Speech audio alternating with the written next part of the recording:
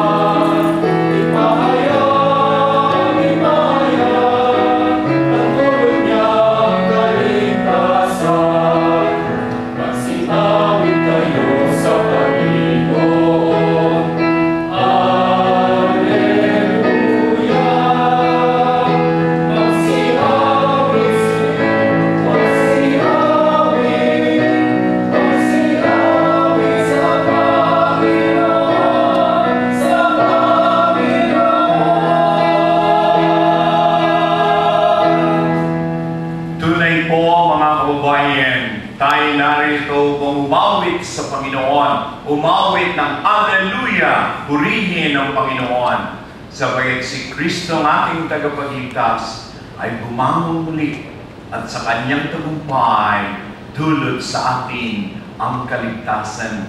Mga ginigili, tayo umawit, tayo sumamba, tayo mag-alay sa ngalan ng Ama at ng Anak at ng Espiritu Santo. Amen. Sumainyo ang Panginoon. Sumaatin ang Panginoon na nabuhay na muli. Sumaatin ang Panginoon na nag-alay ng kanyang sarili para sa ating kapakanan. Sumaatin ang kanyang kabanalan, ang kanyang kapayapaan, ang kanyang pagmamahal. Mga ginigilid, sabihin natin ang buong katotohanan. Ama, ikaw na nagsugo ng iyong anak, ganoon mo na lamang minahal ang sangkatauhan. Panginoon, kaawaan mo kami. Panginoon, kaawaan mo kami. Kristo Jesus, ganoon na lamang kagaya ng Ama, minahal mo kami. Sarili mo inialay sa altar ng Kalbaryo. Kristo, kaawaan mo kami. Kristo, kaawaan mo kami. Espiritu ng Diyos, nagtagumpay sa kadiliman at kasalanan, ikaw na tanglaw namin hanggang sa katapusan. Panginoon, kaawaan mo kami. Panginoon, kaawaan mo kami. Kaawaan tayo ng makapangyarihang Diyos. Patawarin sana ang lahat nating mga kasalanan at tayo'y pagkabayan sa buhay na walang hanggan. Amen. Gloria in excelsis Deo.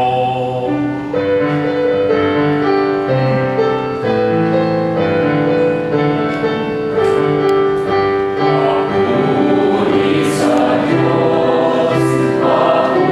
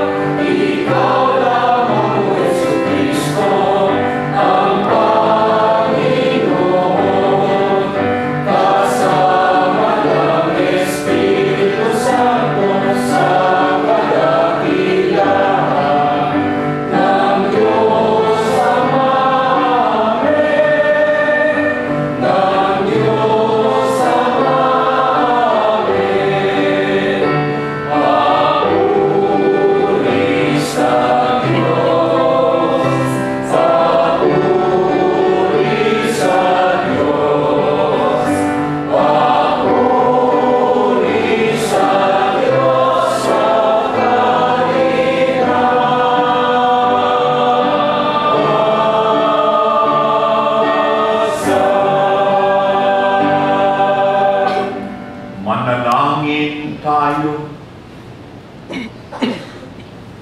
Ama naming makapangyarihan, ngayon po'y binuksan mo para sa amin ang pinto ng kalangitan. Sa pananaig ng iyong anak sa kamatayan, ipagalaw mo pong sa pagdiriwang namin ng Pasko na muling pagkabuhay, kami mabuhay sa pagpapanibagong dulot ng iyong Espiritu sa kaliwanagan ng buhay sa pamamagitan ni Jesucristo kasama ng Espiritu Santo, Diyos magpasawalang hanggan. Amen. Magsiyupo po tayo. Pagbasa mula sa mga gawa ng mga apostol. Noong mga araw na iyon, nagsalita si Pedro.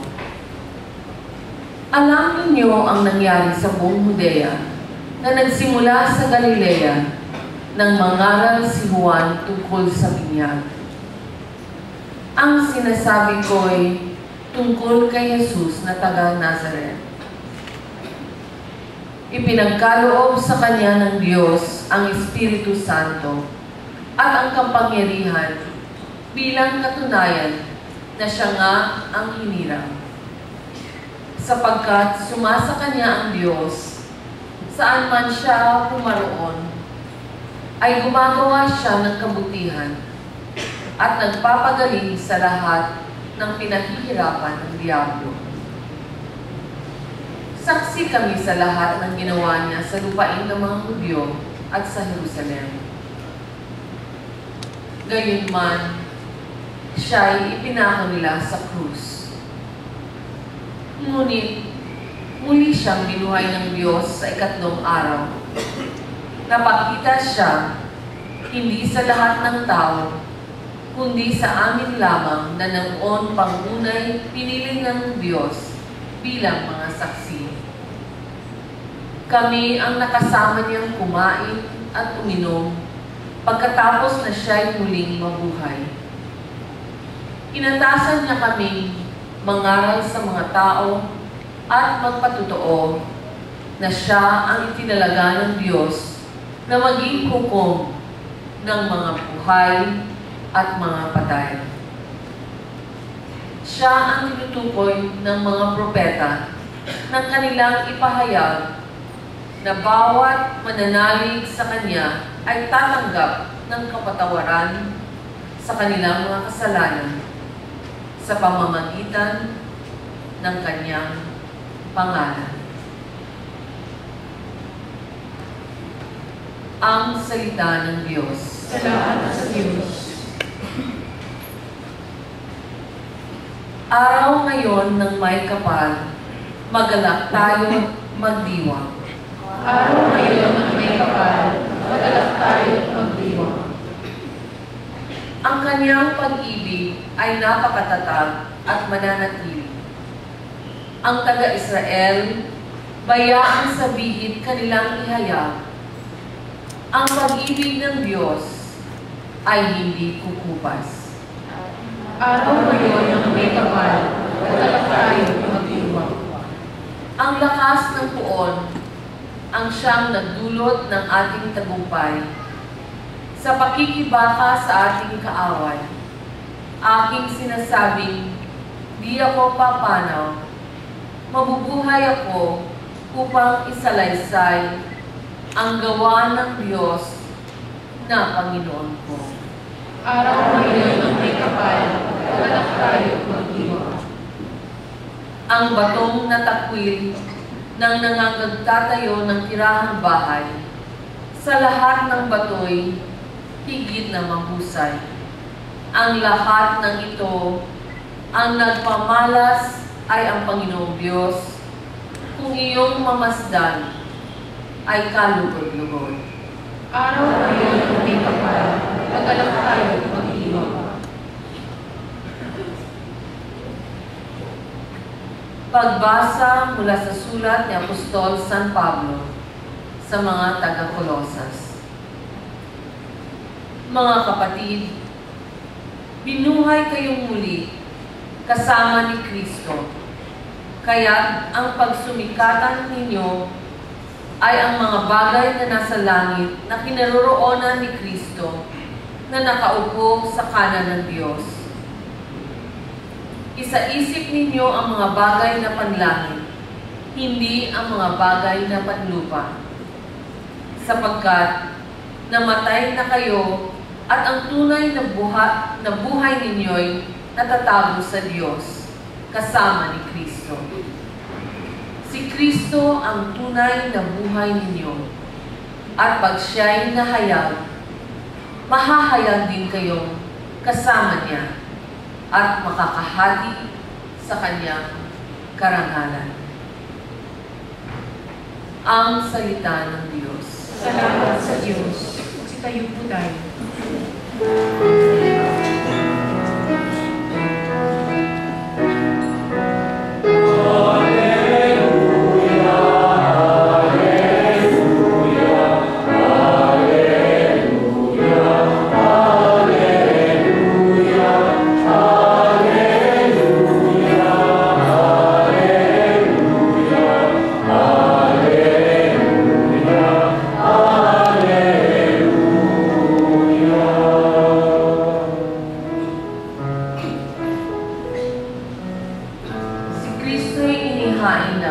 Pamaskong maaamong tupa, magsalo tayo sa Kanya.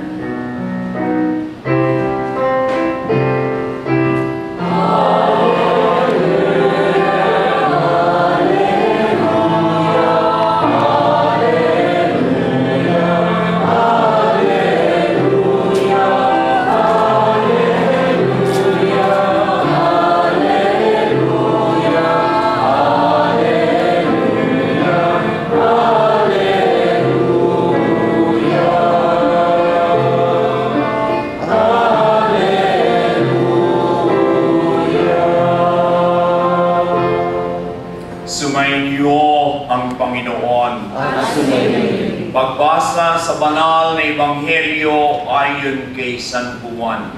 Papuri sa iyo, Panginoon.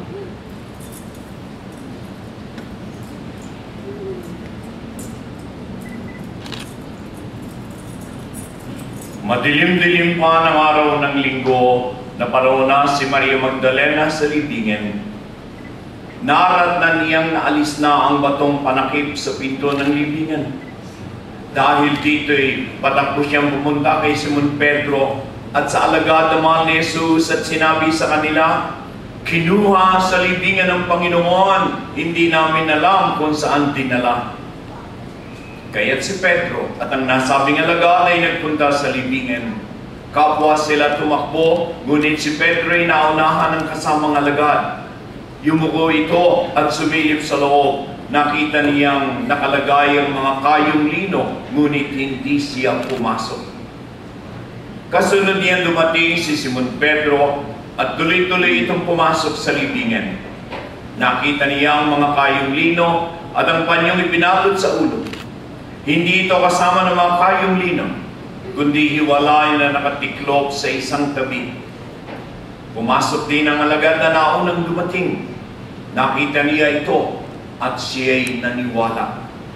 Hindi pa nila naunawaan ang nasasaad sa kasulatan na kailangang muling mabuhay si Jesus. Mga ginigilig, ang mabuting balita ng Panginoon. Magsipo tayo. Ito ang araw ng Panginoon ng may kapal. Magalak tayo, mag-iwan. Bakit? Sapagkat sa muling pagbubuhay ni Jesus ay natupad ang nais ng lumalang para sa atin. Kung inyong natatandaan mga ginigiliw, doon sa ika-4 na linggo ng Kwaresma, kausap ni Jesus si Nicodemo.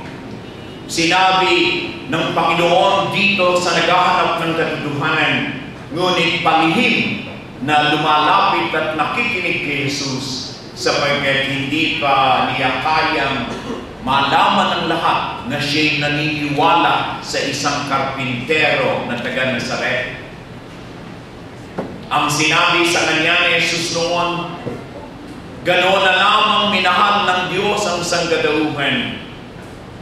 Sariling anak kaniyang ibinigay upang ang tao ay hindi mapahamak. Ang Diyos ay Diyos ng buhay. Hindi niya kalooban ng kamatayan, pati na ng mga kasalanan. Ang layunin ng may kapal, ang bawat isa, kung maaari sana, ay magkamit ng kabuuan ng kaganapan ng katuparan sa pagkatao niyang bigay. Kung kaya ng si Jesus ay mabuhay na maguli, kamatayan ay malinaw na pinagwagian. Hindi na kinakailangang mamatay magpakailanman ng sino mang tao, sapagkat sino mang tao ay maaari ngayon sa pamamagitan ng pananalig kay Jesus ay makibahagi sa kanyang tagumpay. Hindi kalooban ng Diyos na ang tao ay mapariwara ng lubusan, manatiling binabalot sa kadiliman, dala ng pagkakamali ng mga unang magulang. Kalooban ng Diyos ay magkamit ang tao ng buhay na walang katapusan. At ang paraan, simpleng-simple mga kababayan ko, huwag ninyong kalilimutan, ang panahon ng Kwaresma'y inilatag lahat ang sangkap. At ang mga binanggit doon, ngayon ay pinatututuhanan at ang mga taglay doon ngayon sa atin ay ibinibigay na. Wika ni Jesus, ika-5 linggo ng Kwaresma, magugulat kayo, Monsenyor, Pasko na muling pagkabuhay at binabanggit mo sa amin ang Kwaresma. Opo, sapagkat hindi tama na yung Kwaresma basta't kalimutan. Ang Kwaresma ang batayan ng Pasko ng muling pagkabuhay. Mga Griego, si Kristo hinahanap. Gusto namin makita si Jesus. Wika ng mga banyaga kay Kristo. At si Jesus nagalak. Gusto na akong makita, pati na ng mga tagalabas. Oras na. Nagsisimula na malaman ng kabuuan ang hiwaga ng pag-ibig ng Diyos. Kaya wika ni Jesus, puntahan ninyo ako. Gusto ninyo akong makita, puntahan ninyo kung saan ako naroon. Upang kung nasaan ako, naroon din kayo. At ang naroon kung nasaan ako, parangalan ng aking Ama. Jesus, nasaan ka po? Halika kayo, narito ako. Itinaas mula sa lupa, katulad ng ginawa ni Moises doon sa ahas. Kabalintunan. Nasaan ang kagalingan kila Moises? Pagtingin sa ahas na nagbigay ng lason. Paano tayo magkakaroon ng buhay? Halika kayo. Lapitan ninyo, samahan ninyo ako. At yan ang ginawa natin Biyernes Santo. Yan ang ginawa natin Huwebes Santo. Yan ang ginawa natin kahapon. Samahan si Jesus. Saan siya naroon? Sa kuko ng kamatayan. Bakit? Sapagkat kung kakayanin natin na siya tularan, mabuhay na hindi minamahal itong buhay nito o sa ibabaw ng mundo. Bagos, gamit niyang salita, mabuot.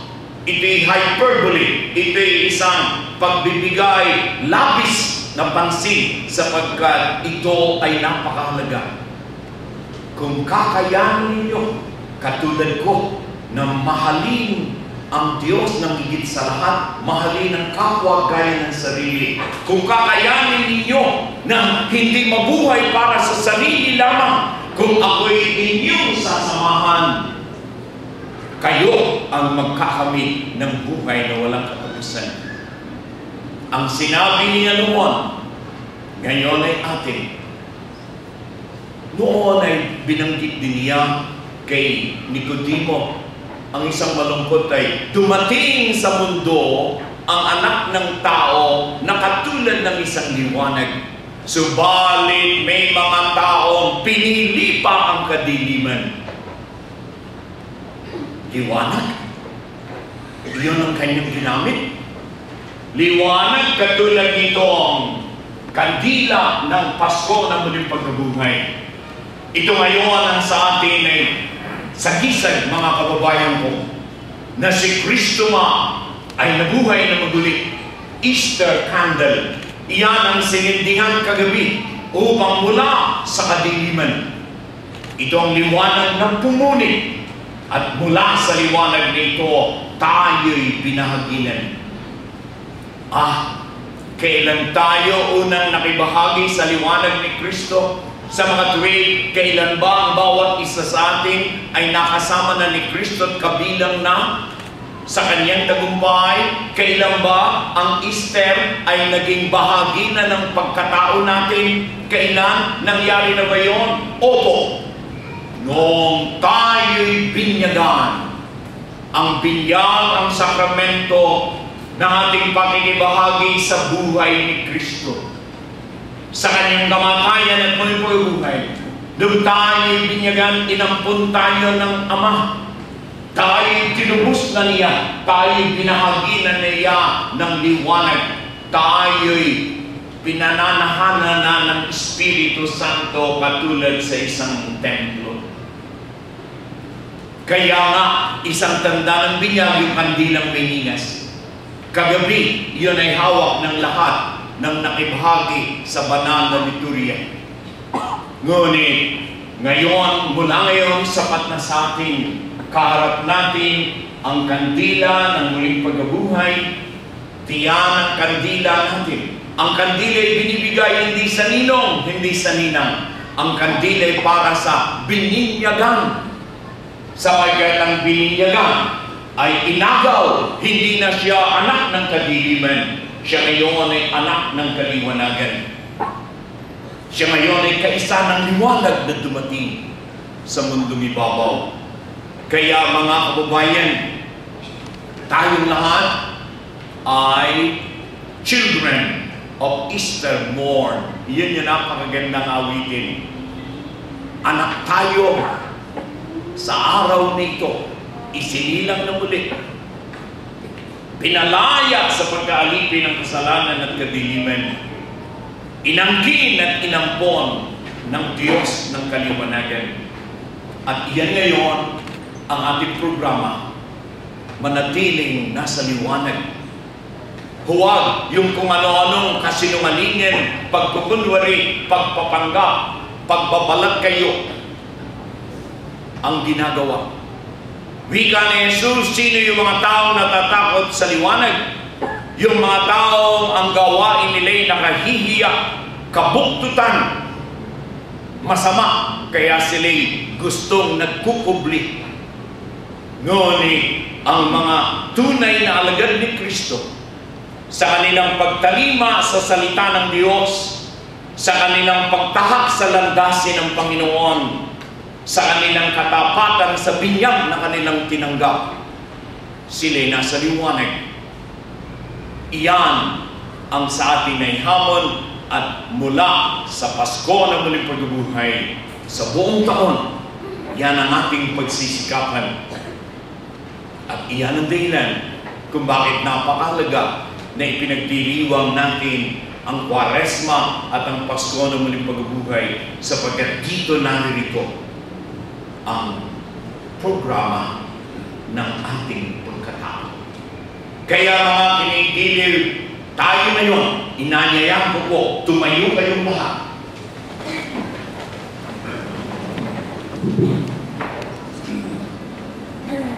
Ating ngayong sariwain ang binyag na ating tinanggap.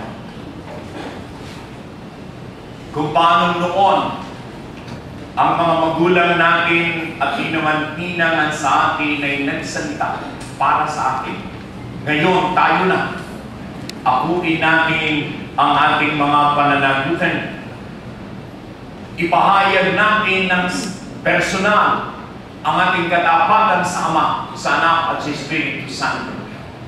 Gawin natin ang personal hayagan ang ating pagtanggi sa kadiliman, sa kasalanan, sa diablo. Kaipala muli nawang tumingo sa bawat isa ang diwa at ang buhay na sinimulan doon sa ating binyan.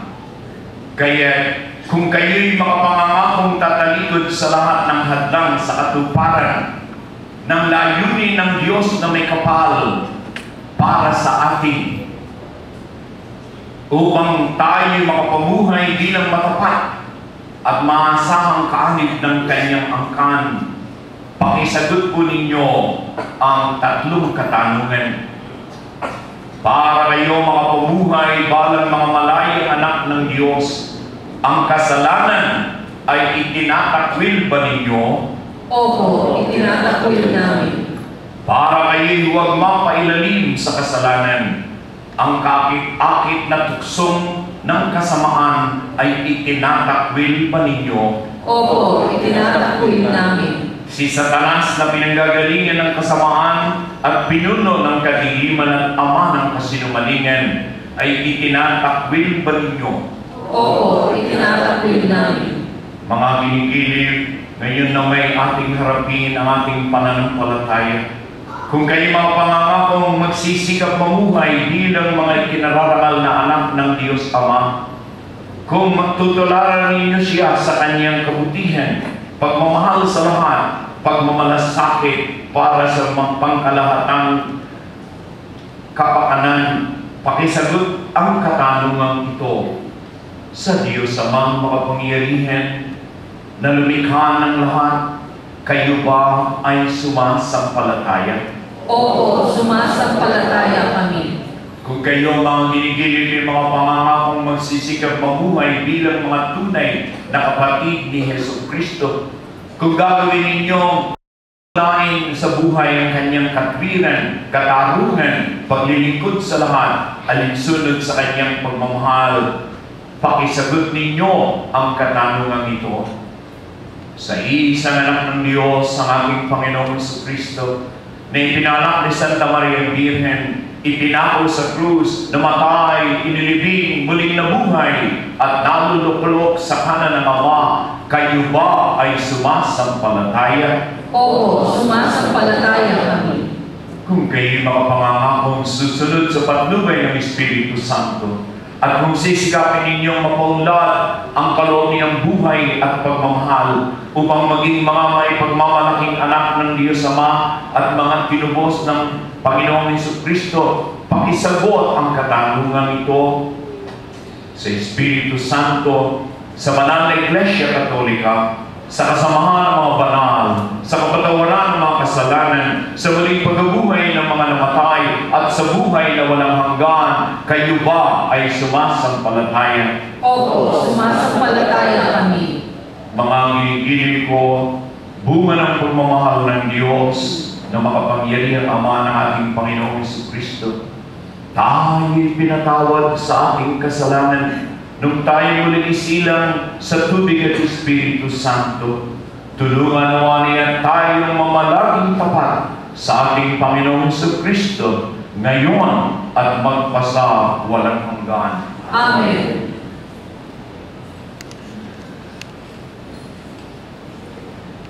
Ang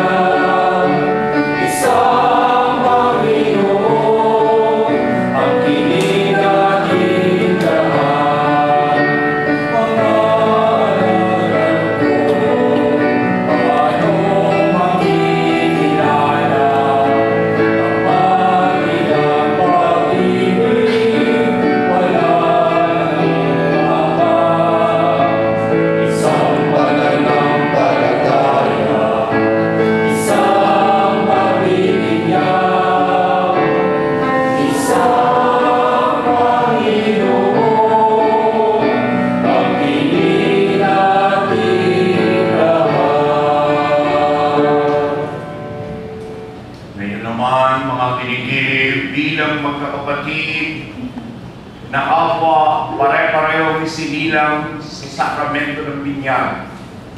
Pagsamahin natin ang ating mga dalangin. Nadarama natin ang dapat na hangaring panibagong buhay na may katapatan, kalinisan, pagtatalaga at pag-ibig. Hingin natin sa Panginoon ang lahat ng hindi magkaroon ng katuparan. Ating idalangin, Panginoon, dinggin mo kami. Panginoon, dinggin mo kami.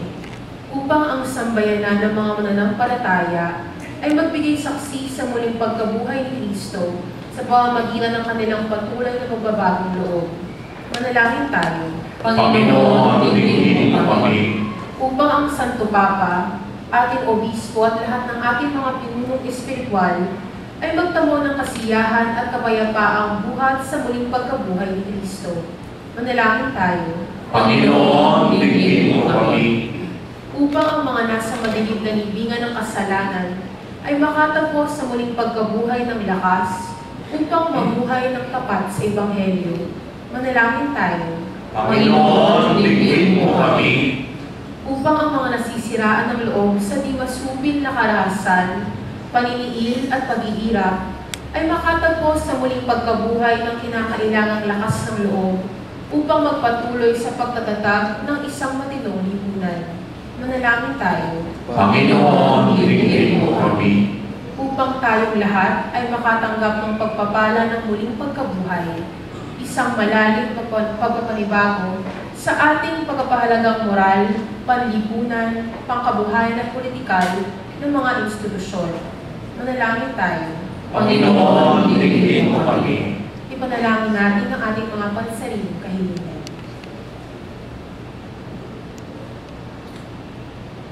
Panginoong Diyos, ang kanininganawa ng muling pagkabuhay ni Kristo ang tumanglaw lagi sa aming mga buhay at pagkatao at ang aming mga kaisipan, salita at gawa, nawa ang magpatotoo sa bagong buhay na pinagkaloob mo sa amin.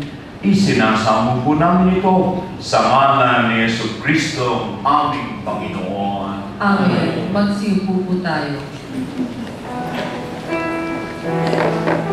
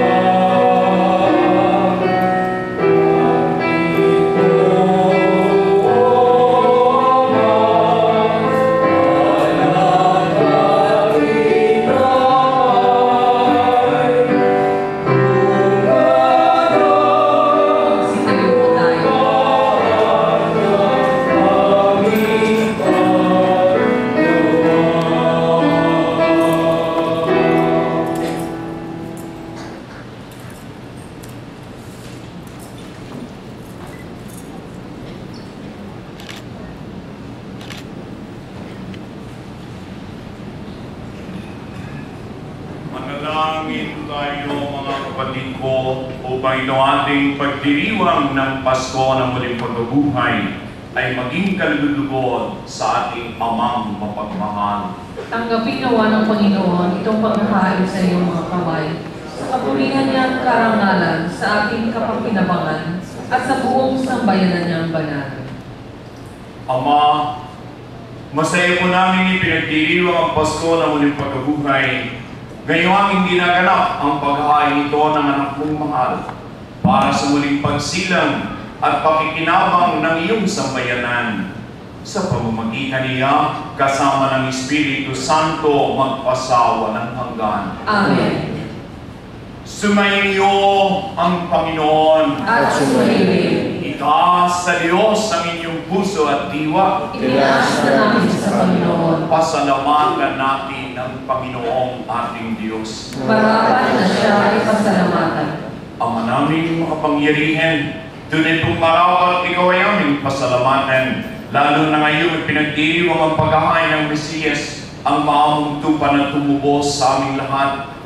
Ang iyong anak na minamahal ay naghain ng sarili niyang buhay. Siya ang tupang maamong umako sa kasalanan at kaparusahan upang mapatawad ang mga kamalian ng sanlibutan.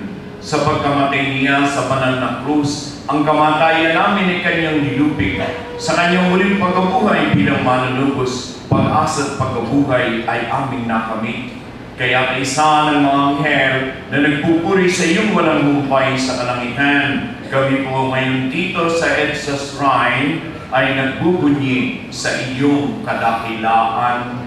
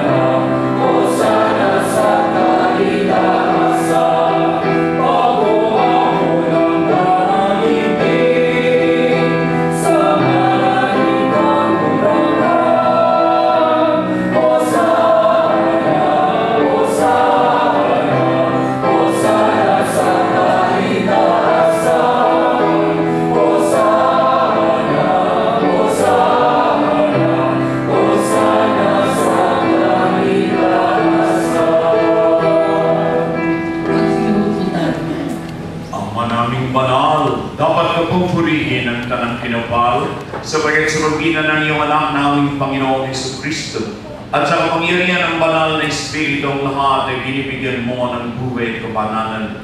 Walang sawang tinitipon ng iyong sambayanan upang mula sa pagsikat hanggang sa paglubog ng araw, may handog ang malinis na alay sa pagsamba sa iyong ngalan.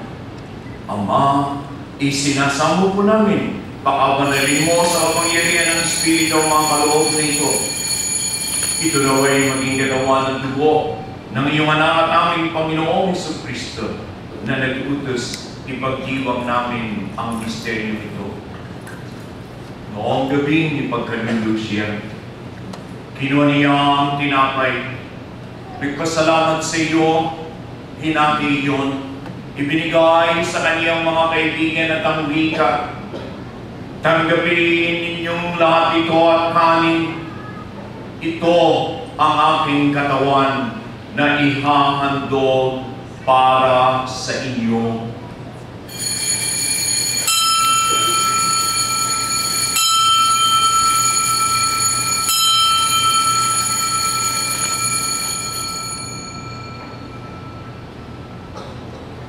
Gayon din naman mga sa mapunan, kinuha niya ang kalis na may alak. Muli nagpasalamat sa iyo, ibinigay iyon sa mga alagad at ang sabi, tanggapin niyo lahat ito at inumin.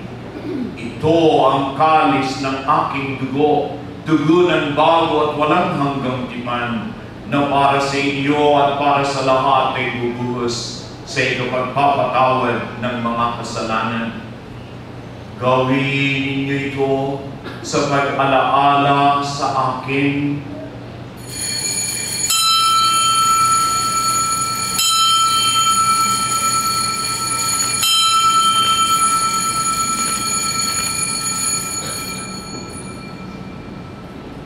Magsitayo po tayo. Pagdaan natin ang pananampalataya.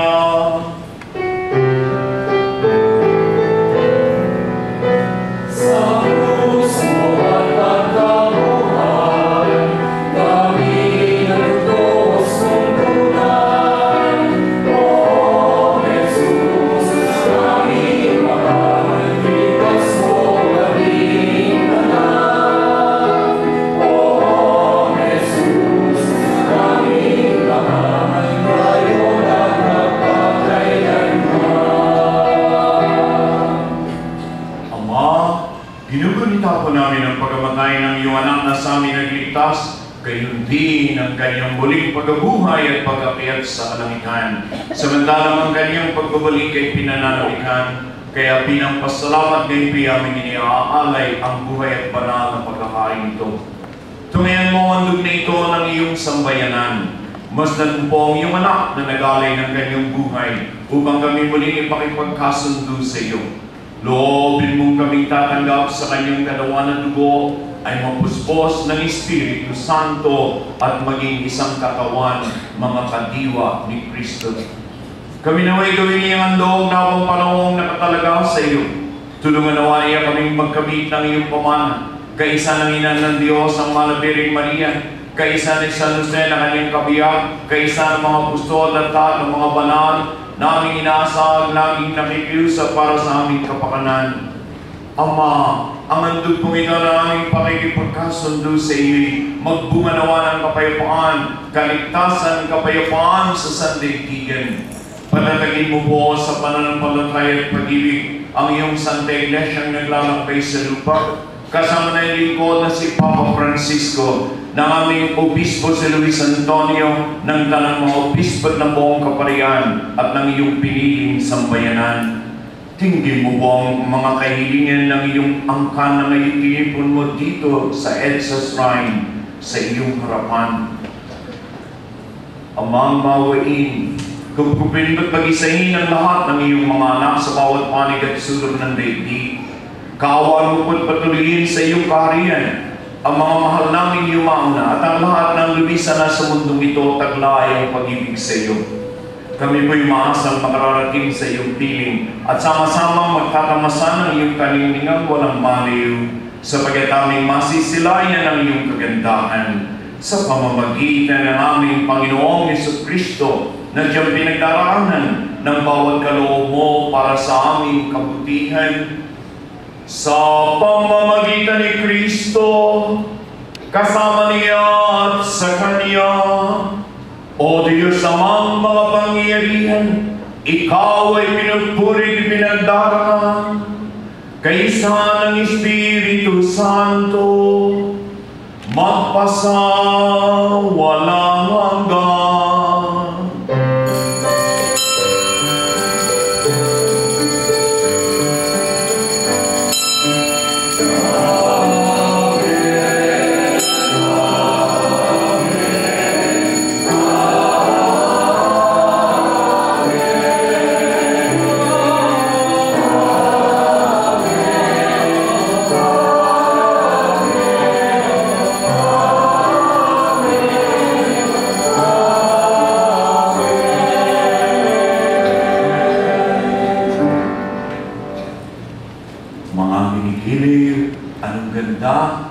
Sa ating pag-aalay kasama ni Kristo na buhay muli, tayo ngayon ay sumasamba sa pangalan ng lahat ng buong bansang Pilipinas. Kasama na yung mga walang panahon magdasal at sumamba. Kasama natin ang lahat ng tao, ang minahal ng Ama, ang tinubos ng Anak, ang layunin ng Espiritu na ihatid hanggang langit. Ito'y ating sinamahan ngayon lamang Tayo ay inanyayan tumanggap sa banal na komunyon upang ang buhay ng bininyagan ay maangkin natin at mapangatawanan. Bago po tayo tumanggap sa Panginoong Hesus, awitin turo niyang panalangin.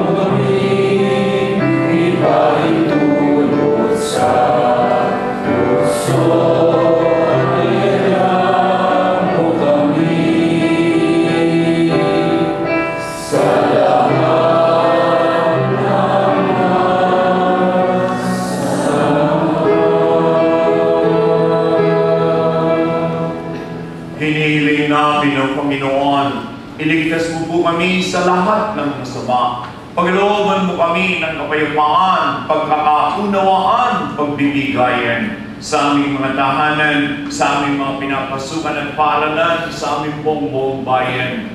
Ilayo mo kami sa lahat ng ligali, pagkamasarili, karahasan. Samantalang hinihintay namin ang masayang pagbabalik ni Jesucristo, aming manunubos. Sapagkat sa iyo ang kaharian at ang kapangyarihan at ang kapulihan magpakailanman. Amen. Panginoong Hesus, huwag mo po sanang isalang-alang ang marami naming kasalanan at pagkukulang. Pagkawasan, tingnan mo po ang pananampalataya ng buong Santa Iglesia. Pagkalooban mo kami ng kapayapaan, pagkakaisa, pagbabago, kaunlaran, ayon sa ikasisya ng iyong kalooban, nabubuhay ka naghahari magpasawalang hanggan. Amen. Ang kapayapaan ng Panginoon ay laging sumainyo. At sumainyo. Mga gili-gili ko, angkinin natin ang kapayapaan mula sa langit. Manatili tayong bukas puso sa isa't isa. Magpatiyang po tayo. Amen.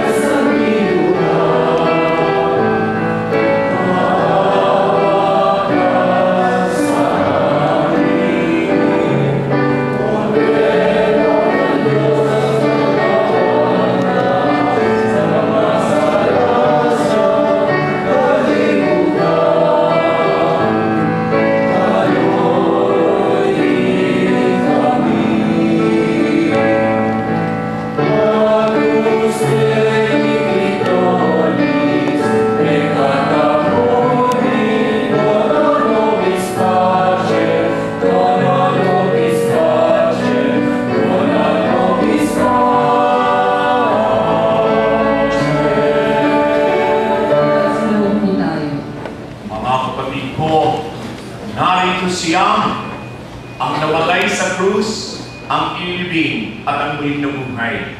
Sa kanyang tagumpay, siya ang tinapay na sa ating nagbibigay buhay. Siya po'y ating tanggapin, pagamat ating inaamin, Panginoon, hindi ako karapat-dapat na magpatuloy sa iyo, ngunit sa isang salita mo lamang ay gagawin ako.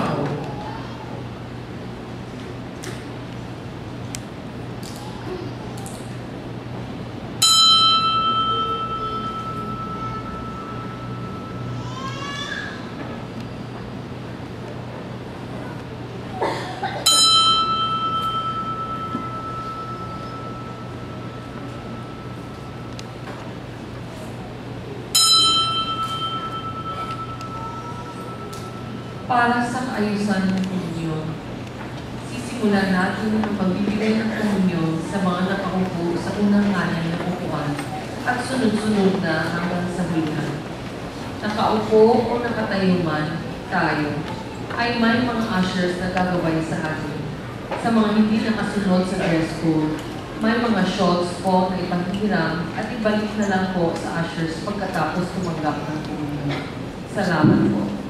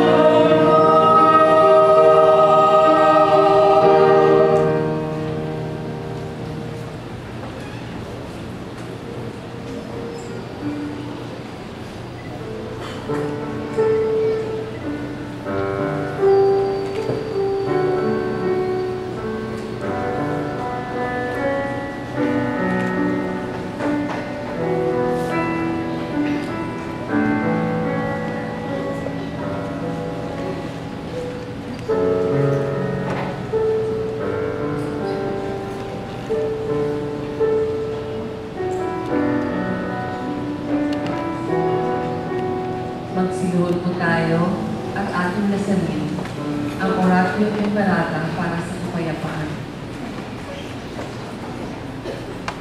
Panginoon ng kapayapaan, kami dumudulog sa iyo sa aming pangangailangan. Sa gitna ng mapahirang kapangyarihan ng karahasan at terorismo, itulot mo na ang aming mga pamayanan ay maging kanlungan ng kabutihan, katarungan, katotohanan, pag-ibig at kapayapaan. Patawarin mo kami sa aming pagkukulang na itaguyod ang pagkakasundo at kapayapaan. Kung saan man may marahas na tunggalian, pagkapit-bisik nawa kami para sa kapayapaan bilang magkakapatid. Kung saan may kasaganahan at kalabisan, pagkaroon nawa ng payak na pamumuhay at pagbabahaginan. Kung saan man may kahirapan at pagdaramo, pagkaroon nawa ng marangal na pamumuhay at pagsisikap tungo sa makatarungang panuntunan. Kung saan may kasinungalingan at pagkukunwali, palayain nawa kami ng iyong katotohanan. Kung saan may paghihiganti, pagkaroon nawa ng paghihilom at pagpapatawad. Tulungan nawa kami magtalaga sa mabuting balita ng kapayapaan. Pagkaloob mo sa amin ng Espiritu ng paggalang, awa at pagmamanasa, at idulot ang pagsibol ng kapayapaan at pagkakasundo ng lahat, magpasawalang hanggan. Amen. Maria, Ina ng kapayapaan, ipanalangin mo kami. San Jose, ipanalangin mo kami. San Lorenzo Ruiz de Manila, San Pedro Calungsod, Beato Jose de Manila, ipanalangin mo kami. Magsitayo po tayo. Manalangin tayo.